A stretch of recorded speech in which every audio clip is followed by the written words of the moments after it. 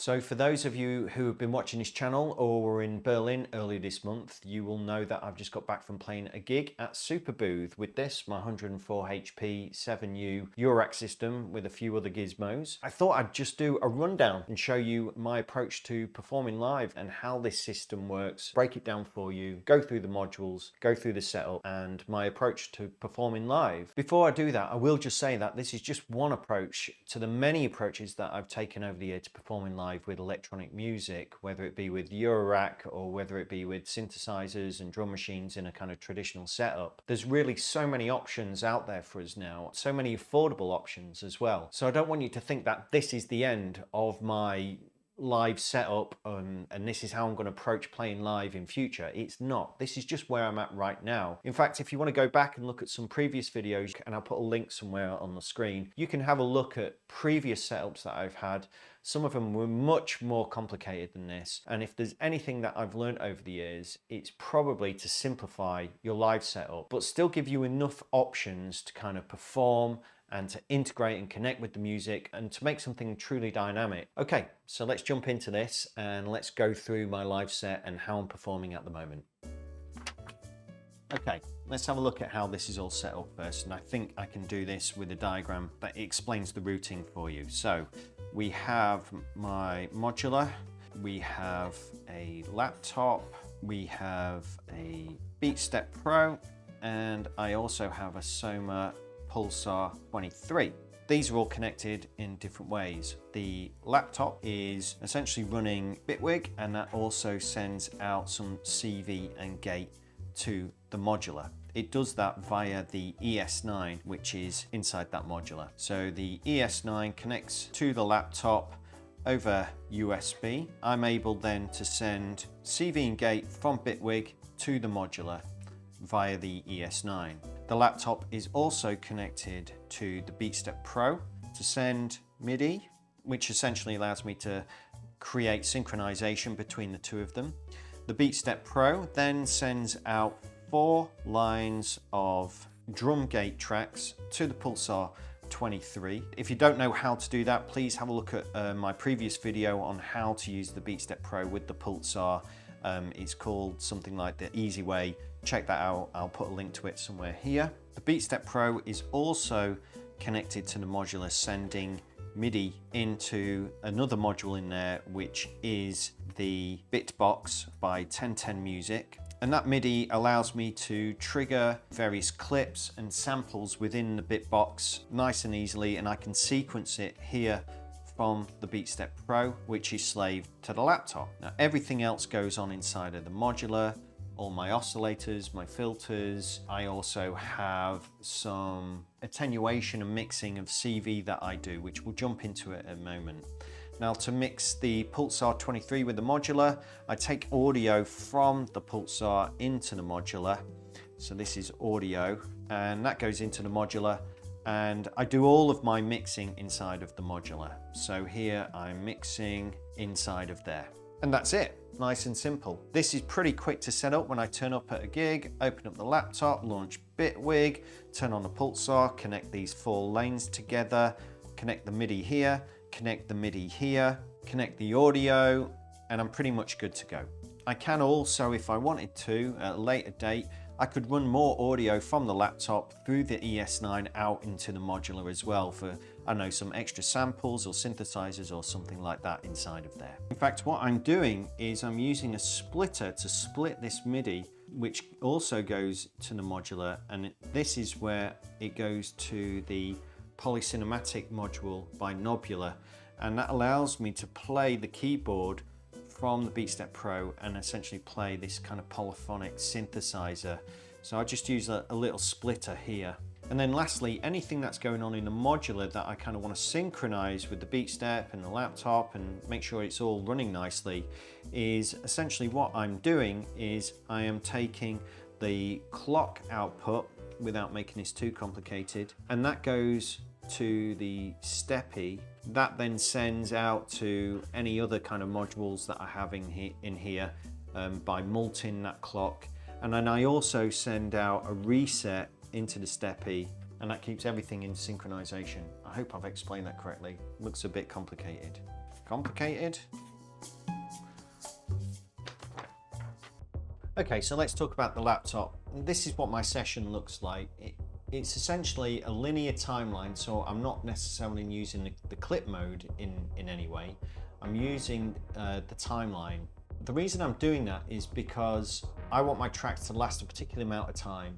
I can just basically go to the start here, hit play, and then what it does, it starts kicking out a series of notes and gates. So it's not kicking out any audio, it's just kicking out CV and gates. I've even got this section here called tune, which I use right at the beginning, which just plays a synthesizer within Bitwig at a particular note, and I just tune all of my oscillators to it. There it is, to G2. So that way I just tune my XPO, my poly and my braids to that, and I just, hopefully everything stays in tune throughout the rest of the gig. Now, if you want to see a little bit more detail of this, so if we take here, for example, this oscillator track, what that is, it's just the grid, and it's just kicking out the gate out of output 2 of the ES9, and it's sending out CV out of output. Well, it's not configured at the moment because I don't have the ES9 connected to it, but that would be like output 3 or something on the ES9.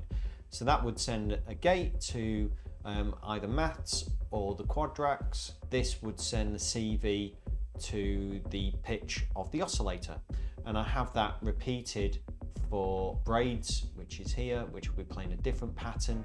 And then we go in and we can see, there it is. It's grayed out at the minute because sometimes I switch between them and I turn them on and off depending on what track I am using. But that's all that Bitwig's doing. And then at the bottom, I can literally just record in down here the actual set. So it's all really nice and simple. You know, if I wanted to, I could go into here and I could add kind of some more modulation, and I could send this out to a different output instead, and add more outputs and that kind of thing.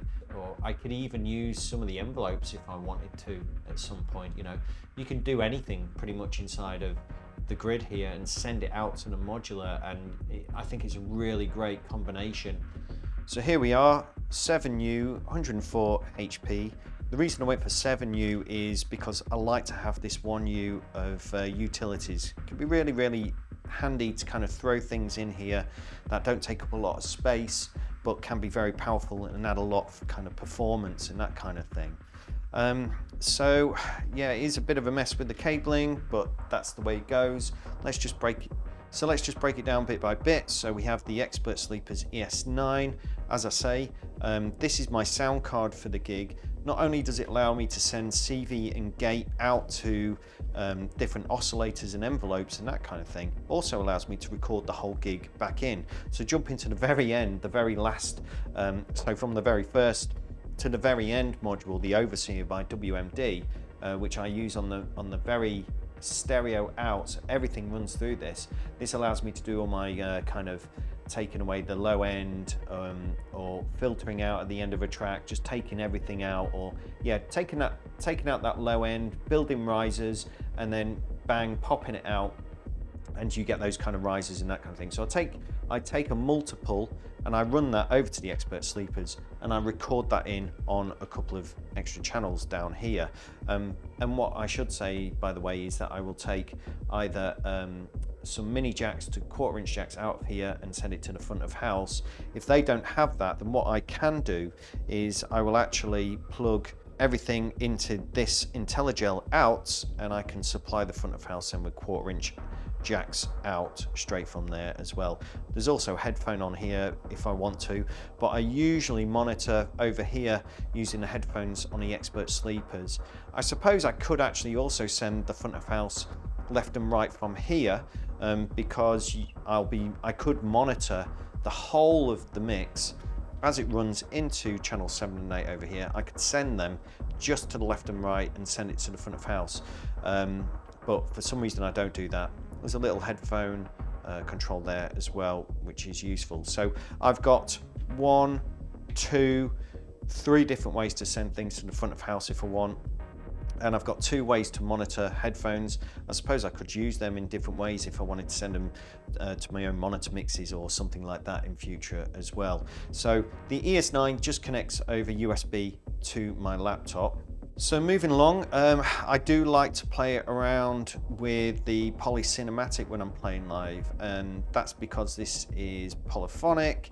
It sounds great, it's got its own envelope, it's got amazing reverb on it, and it's got quite a number of different kind of timbre that you can get out of it. I actually send MIDI to this as well from the BeatStep Pro, which I use a splitter to send that off. So I split the MIDI to the bitbox and I split it to the poly ensemble. And what that allows me to do is use, say, one of the sequences here on the BeatStep Pro, and I can literally play notes or chords in, or even sequence things to go to the polycinematic, and then I can jump to drum over here to recording all of my drum hits to send to the pulsar, for example. Now, I do like the sound of the polycinematic. I really love it. I've done a review on this. I've talked about this module quite a lot, but I do run it into the Freak here, this filter by Volt. And the reason that I do that, it's got this really lovely drive, and I find that the combination of this polycinematic with the Freak works really, really well. So I just drive the input into the filter just a little bit, and it just adds this extra kind of grain and sort of vibe and sound that I'm going for. Now that then goes off over to a little mixer over here. I'll talk about the mixing in a little bit more detail. All the mixing's done over here. Moving along, we have the Make Noise XPO. Really love this. There's a lot of outputs on it. In fact, there's 2, 4, 6, 7, 8, 9, 10, 11 simultaneous outputs that you can have on this. So I am sending, again, CV into this for pitch from the laptop. I run it first. The CV actually first goes into the Beast chalkboard from ALM, which allows me to do octave switching. I love playing around with octaves when I'm playing live. It's just one of those things that just allows me, I can go really low or I can go really high very, very quickly. I'm using these outputs, which is the kind of square wave with the PWM on it, and it gives me loads of different, a massive range of timbre that you can get out of here. Playing around with all of these dials on it is quite a performative oscillator. I don't really send any CV into it. I could do, but this is something I really like to just jam with and find the sweet spots as I'm playing live. Now that runs into the Ghost by Endorphins with Andrew Huang, and the reason I run it into that is because this is stereo. I'm running 2 outputs from the XPO, so I'm running into left and right of the Ghost. This then goes out again to the mixer. We'll talk about it in a minute. And what this gives me is I can drive the input. I've got this extra distortion. I've got obviously a filter, delay and reverb, and I don't know if you know this, but you can actually route those in different combinations, so you can have the filter at the end, or you can have the delays and reverbs at the end and that kind of thing.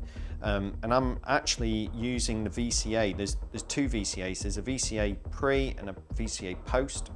I'm using the post VCA, so at the end of the chain essentially, to open and close things. Now sometimes I'll take it out of there and I might run it into the VCF instead, and I might just use that controlled, so effectively it's opening and closing the filter for me. If I want a more kind of cleaner sound, then I use the post VCA, and I can still play around with that filter as well. Now my next voice is the micro oscillator, so this is essentially braids in a smaller form. Again, the reason I've chose this is because you can play around with octaves on it, and I like to jam with octaves. Not only that, you can choose from so many different waveforms. So when I turn up at a gig, you know, sometimes I'm playing the same tracks, but I can try different waveforms, and I've got different starting points here, and depends what I'm feeling on the night.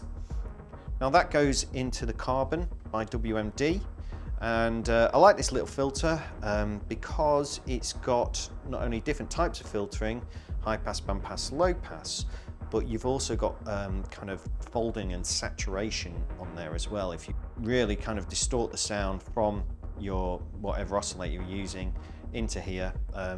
And you know, I play around the FM on it and that kind of thing. Now all of these, so the XPO and braids, essentially are all being controlled by the quadracs for envelope generation. I love the quadracs, I love the quadra. I only need ADs really, so I am essentially just kind of opening and closing the delay a lot of the time. On some songs I want a slower attack. It's just very simple. I don't need an ADSR. This is fine for me. So these are getting triggers from the laptop. Those envelopes are not going, well, they're going to one of them's going to the VCA on the Ghost, the other one is going to the FM input on the Carbon. So there's no VCA going on with this voice. It's just using the Carbon almost as like a low pass gate, even though it's not a low pass gate. But as you've probably heard in a lot of my other videos, I like the sound of that. I like the way you lose the low end as the filter closes and that kind of thing. And I can attenuate that just using the FM dial here. Yeah, really simple setup, lots of performance opportunities here, playing with the octaves, playing with the different waveforms that you want to get from here, playing with the envelope shapes, over on the Polycinematic, adding more reverb, again playing with the envelope on here. There's a lot that I can just kind of jam around with. Now moving down here, we have the Bitbox Micro, which is doing a lot of heavy lifting for me, and I can have different presets depending on what song that I'm using. It's very quick to navigate. You've actually got a keyboard in there if you want to play things. In some cases I have multi-sampled instruments in here like this super saw that I can play. I've got one shots, I've got kick drums, I've got hi-hat patterns, and this is all triggered sometimes with me tapping and playing live. Sometimes it's with the MIDI in, that comes from the BeatStep Pro, and sometimes it's me kind of jamming on here. The other thing that I'll do with the Bitbox is also, in some tracks, I will have really complex CV that I've recorded into it. So if you didn't know, you can record CV into this, just like you can record audio into it, and then you can use that to open and close different things on here. I'm not really doing that at the moment. I could easily, you know, take one of the outputs, run it into any of my filters or whatever, and control them in that way. Makes it really performative as well. Just while we're down here, we've talked about the Freak, the Varigate, if we can get to it. Varigate 4 Plus. Now, I've not had this module for long, but what I like about this module is that you can create some really interesting kind of modulation curves just by drawing it in like this and sending that out to open and close filters. This is something I've been looking for a while, just that ability to kind of draw as you're jamming. You know, you're playing live and you might want to close the filter for most of it, and then you might just want to open it, and you can add slew in there, you can clock divide, you can multiply things, you can change the length of it. It's really, really cool, very good fun. Again, it's another thing that I can jam with when I'm playing live and have some fun with. Now next up is MATTHS. Cool name, like the name of that. And MATTHS again is creating envelopes. Now we've talked about the quadracs, which is also doing envelope generation, but I do love the envelopes on MATTHS just because you've got that kind of logarithmic and exponential, and I just love how kind of precise and very smooth, or they can be, you know, very sort of straight to the point and very kind of transient based. And I love how you can play around with that. I love how you can also send things into this and mix it.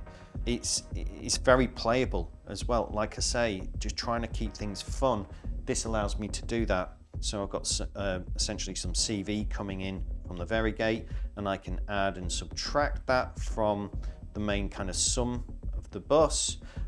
We've got a trigger for channel 1, which allows me to set an envelope. That trigger comes from Steppy above it, and then channel 4 is triggered by Steppy as well, and then I can essentially add and subtract things from this and have loads of fun.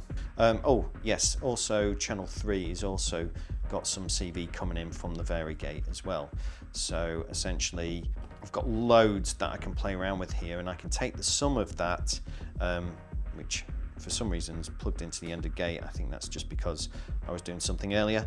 I can take the sum of that, and what I do is I move it, I send it over here, to these, which are Ladic M120s, these two. And what I do is I will send, in this case, I will send the output of this Ladic to the Ghost, to the VCA on the Ghost, and I will add and subtract signals from MATTHS. So MATTHS will come in here, and one of the channels from Quadrax will come in here, and it's another point where I can add and subtract envelope shapes from one another. And this is the thing for me. This, you know, a lot of my music is just basically one note for a lot of the time. What this allows me to do, and with MATTHS and with the Quadrax and with this, is to add and subtract envelope shapes from one another, and that creates the really kind of interesting movement within my tracks. I'm not really relying on a lot of musical content. I'm actually relying on a lot more kind of modulation content and things moving away around that way. Right next to that, I should mention we've got an FX aid, and actually the braids is running through this, and this allows me to add reverbs, delays, whatever that I want. It also takes the mono signal in, and then I take a stereo left and right out, so it effectively, when I put reverb on, it suddenly goes from kind of like a mono signal to quite a wide reverb or delay, depending on what I've got set. Now lastly here, this is where all the mixing goes on. It looks really cramped, and I do all of my mixing inside of this bit here, effectively. So I have these two higher lows modules, which are 3 stereo in and a stereo out. So I'll have the XPO here, I'll have I think I've got braids here, and I think I've got the poly ensemble here. And then I take all of those out and I run them into this mixer, and then I add anything come from the Bitbox Micro into there, and the pulsar into there, and then all of that goes to the muscle as a parallel. Essentially take the whole mix and I ram it through this muscle of WMD, and what that does is I do some extreme compression and limiting with it, and then it's really squashing the signal. I mean, it's just like really battering it. And then I add that back to the mix and layer it underneath, and that way you get this kind of really broad sound when you're playing live. So that is all then summed down here in the 4 mix by Happy Nerding. So it allows me to mix in my kind of very dynamic mix of everything, just coming from the higher lows. Then it allows me to mix in the really heavy compressed and limited signal from the muscle. And then also allows me to bring in, if I don't want the Soma, for example, going through just the muscle, and I want a bit more energy come from the Soma, and I don't want it compressed so much, I can also bring that in as well. And then that goes to the overseer out to the PA. I should also mention that with the muscle, there is a sidechain input coming in from the ES9. So I'm just sending essentially the kick drum pattern from Bitwig, and it is just sending it and just triggering that. So the whole mix, which is really squashed in there, is also getting sidechained and just moving out the way of the kick drum. So all of my mixing happens here and here. But I am also effectively mixing by opening and closing filters, VCAs, playing around with the amount of, the attenuation of CV manipulation going to the various places as well. And then of course, playing over the top of that with the polycinematic, it get a lot of movement and things like that going along. Let's just have a little look here at Steppy in the middle. So as I mentioned, it's triggering 2 channels of MATTHS, so that's coming out of there. And it's also sending a clock to the varigate. So the varigate and Steppy is synchronized and sending stuff out synchronized to the BeatStep Pro and the Pulsar. And the way that it is doing that, I am taking the clock out of here and I send that into the clock input of Steppy. That mults to the varigate. And then I also create a reset on one of the drum tracks, so I might just put it on the last one, and I'll just put a hit on the first step, which then sends that out and does a reset effectively. and that keeps everything in time. Now I do have some utility here from IntelliGel, which I could use as another mixer if I wanted to, or I can use it for attenuating signals and that kind of thing. I'm just didn't use that for this gig. I also have a big gap here, and there's no particular reason for that other than it just didn't get filled. So that's okay.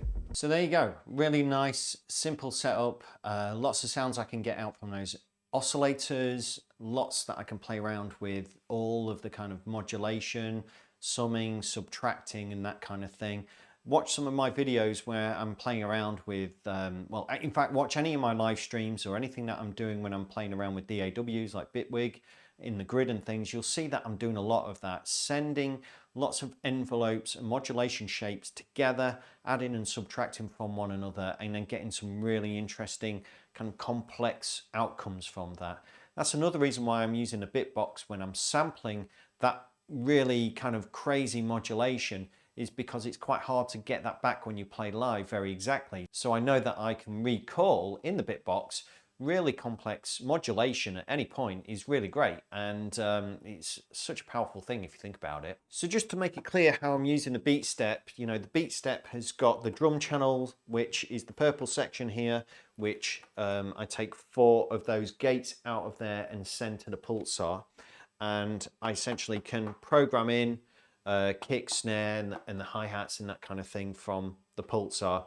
I can recall different you know, presets and things like that depending on what song that I'm playing on. I can hit record, I can jam stuff in and record it in real time. It's great. It's really cool performance tool. I suppose I could use Steppy to do something like this, because Steppy's got similar kind of functionality, but the only other reason I have this is because when I go to the sequencer mode and I'm playing it like a keyboard and I'm triggering the Polycinematic by Modular, is I need a keyboard to play with, and I don't really have any room in the case currently. So maybe someone could come up with, and this would be really cool, if someone could come up with a 1U kind of keyboard, 2-octave, I suppose it might be too small to play or something like that, but that's what I need. I need something small that I can play a keyboard with within the modular that sits in 1U. That'd be really great. Maybe there is something out there. If you know something, put it in the comments below, and then I wouldn't have to take this around with me when I play live. And this is just one less thing that I would need to stick in my bag when I'm moving around. Now there's one last thing that I'd like to talk about, and that is the Pulsar 23, which is by Soma, and thankfully I was able to borrow one from them at Superbooth this year. They just happened to have 1 million with them, and I just couldn't bring one over on the plane. So going back to what I was saying about keeping things simple, well, yes, if I had to, I would probably have used samples of the Soma, which I have in the Bitbox, but because I had the ability to have one there and play with it at Superbooth, I went for the real thing. So the way that I'm using a Pulsar is very simple. I'm essentially sequencing from the BeatStep Pro, as I mentioned, and I'm tuning my kick drum to the different tracks. I've got an idea about where the tuning needs to be to layer it up with some of the samples that I'm already firing from the Bitbox. But more importantly, I'm jamming with the Pulsar 23. And the way that I'm doing that mainly is by opening and closing the really resonant filters, particularly on the last 2 channels, which are kind of, one's kind of like a hi-hat, one's like a noise, I guess, the way you use it. I use them both as hi-hats. I use one as a very kind of long, white noisy hi-hat, and I can use that to create rises by opening up the decay and letting it ring out and ring out and ring out and ring out and ring out. And then I'll take the low end away using the WMD, and then as I drop the beat back in, I'll take out the pulsar, and you get this kind of focused, instant kind of techno bang. Now with the other hi-hat, I'm using that as a much more kind of static, very short hi-hat, and programming that in there and layering it up with things depending on which track I'm using and the movement that I want to achieve. The snare I'm not really using so much. The way that I use the snare on the Pulsar 23 is almost as just like as a crazy sound, and in between tracks I just add a load of delay or the reverb that I'm using on there. I open it up and I sweep the frequency of the oscillator, and it just goes wow and just does all this kind of interesting things. But the kick drum is almightily great on a sound system. I do love the Pulsar. It's a very powerful drum machine, but on a sound system, it's where it really comes to life, especially with that kick drum. It is just It's really meaty. It adds all that low end to the kick drum that I need if I'm kind of overdoing it with the compression or something like that within the Modular. So thank you again, Soma, for lending me that for the gig. That's very cool of you. I've been playing live now for over 20 years easily, sometimes in a band, sometimes on my own, sometimes performing with other musicians. And I have to say that I've learned a lot in that time about playing live. So I thought I'd just share a few things that I've learned over the years that might be useful for you. The first one, and that is just playing live, is so important. In a way, it's almost completes that kind of feedback circle that you need when you create music. By taking your music out the studio and playing live in front of people, you get to kind of experience your music in a totally different way. This is a hard one to explain, I know, but have you ever noticed that when they're listening to music and you're stood there, you kind of start listening to it through their ears? You know, you suddenly start hearing the music in a different way. You experience it in a different way. You suddenly become aware of things that you weren't aware of. Indeed, when you've got someone else there, sat there, listening to your music in front of you, for some reason, you're able to experience it differently. You can hear the things that aren't working.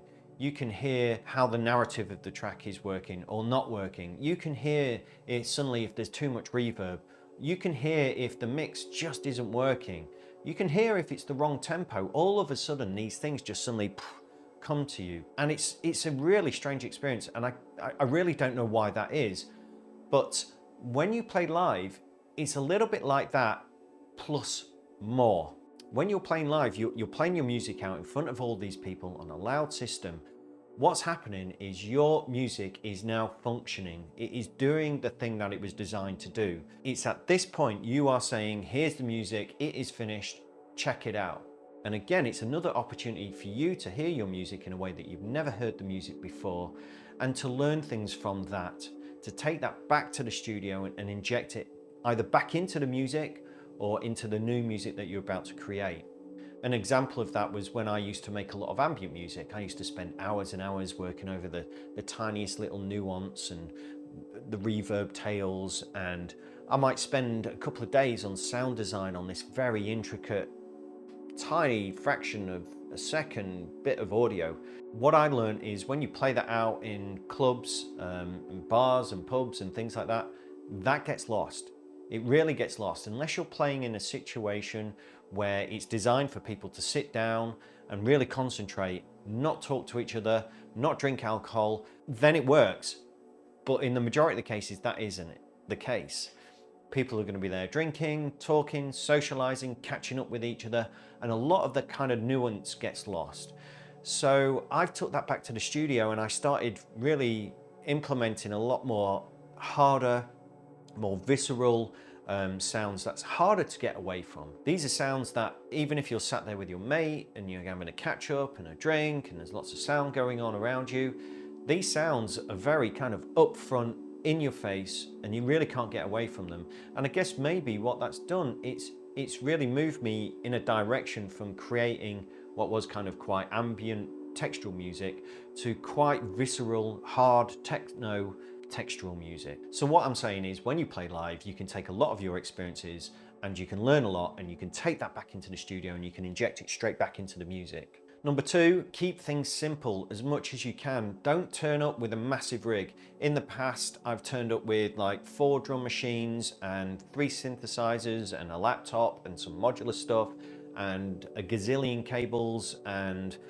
an interface, and there's really no need for that. You can really simplify things. One of the things that I did was really look at, what needed to be there.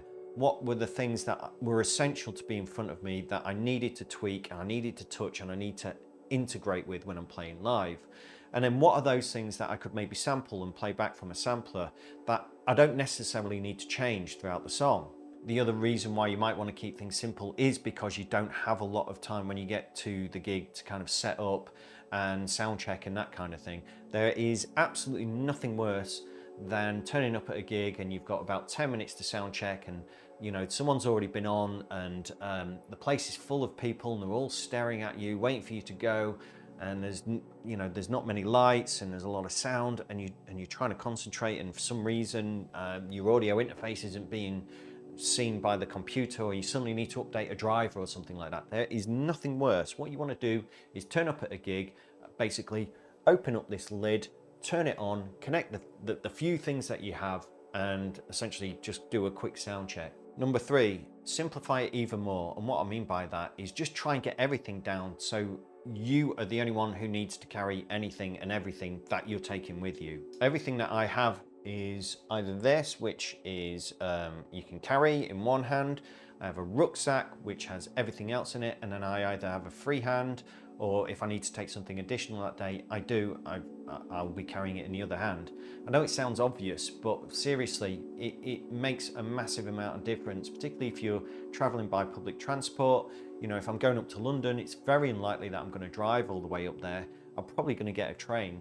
So I need to just make sure that I've got everything with me when I'm moving about, and that I know where everything is at all times. Number 4, be prepared. So always take with you some extra patched leads or some extra USB leads, extra leads. Just take loads. What I tend to do is basically take 1 or 2 extra of any kind of cables that I'm using. So usually something will break, something won't work. I've got a spare one. Don't rely on somebody there to have some kind of weird USB cable that you need, or a particular cable that is kind of 50 years old and no one's going to have. Take a spare with you for sure. Number 5, when playing abroad, don't forget to take things like this, which are kind of you know, your plugs, which allow you to basically convert your local voltage, in this case UK voltage, and convert it to German. I forgot to do that this time. Yeah, I'm still learning. So the good people at Sonic State actually had some spare adapters which they were able to lend me. Thank you, Simon, really appreciate that. So don't expect to just rock up and they have the correct power supply converters. Number 6, try and keep it fun. You know, this is your opportunity to be on stage and entertain people and perform your music, and you want it to be fun. Yes, it can be kind of stressful. That's always going to be there. You want to do your best. If you're not stressed about playing live, then I'd be more worried about that. You know, the reason you get stressed and anxious when you're going to go on is because you want to do a great job. You know, you're going to show your music to the world. You want to present it in the best way possible, but it's important for you to have fun. So make sure whatever equipment that you have empowers you to play and have fun at the same time, and not get too bogged down with loads of technical stuff. As an example of that, I choose particular envelopes or filters or oscillators which allow me to dynamically change stuff and, you know, essentially let me jam in real time while keeping things contained and within a particular framework, so I don't go off in too many crazy ways. But I've got that capacity there if I want it. That keeps it fun for me. And lastly, read the room. As a performer, it's important to kind of read the room and see what's going on there. You know, who's just played before you, who's going to play after you, what time is it, who are the people that you're performing in front of. Read the room, what do they want? I've built in the capacity within my live set to kind of really rein it back if I want to and go a little bit more mellow. I can even change the BPM if I want to, or I can go extra hard depending on where I'm playing, when I'm playing, and to whom. Now they're just a few tips that I've just learned over the years. I'm sure you've got a few yourself. If you have, leave it down in the comments below. And indeed, if you haven't subscribed to this channel, do hit the thumbs up and hit the like and the bell and all that kind of stuff, because there's some really cool videos coming your way soon. So there you go. Hopefully this video made sense and it's all clear. There's a lot to take in there, but really it is a very simple setup that I'm using now. I'd love to hear your thoughts and opinions on maybe what I could do with this and how I could develop it, and what I could do with the modules that I'm currently using, the configuration, and how I might be able to change that, improve it. Leave it below in the comments. One of the things that I've thought about doing in the future is maybe using the Akai Force, because this has actually got 4 CV and gate, so I could use those. It also has MIDI on it, also has audio on it. I'd also love to hear how you lot are playing live, what technology you're using, concepts, what's important to you when you play live, that kind of thing. Again, leave it below in the comments. I'd love to read this. I mean, the thing about electronic music, there's so many configurations. I always feel with electronic music that I'm always just getting started. There's so much technology coming out all the time. It really is an exciting time right now in music production for us all. There's a lot of affordable technology out there. You don't need to spend a lot of money. You know, to be honest, I could actually just play live with this. I could just play live with a laptop. But what this current configuration allows me to do is to interact with it in a lot of ways, to be very hands-on, whereas perhaps just using a computer, it's not going to give me that same kind of fulfillment and connection when I'm playing live. So do put your comments, thoughts, suggestions, ideas, what you're doing down below in the comments. Don't forget to hit subscribe if you're not already subscribed to this channel. My next video is going to be taking you through my new studio setup, which behind me is going to be quite a large modular case. I've just had that designed. It's currently being made for me, and as soon as it arrives, we're going to be putting it together. I'm going to be putting the bus boards in, I'm going to be putting the power supplies in, and I'm going to be going through how I've done that. So that's it from me for now. So thanks for listening, and I'll catch you next time. Bye.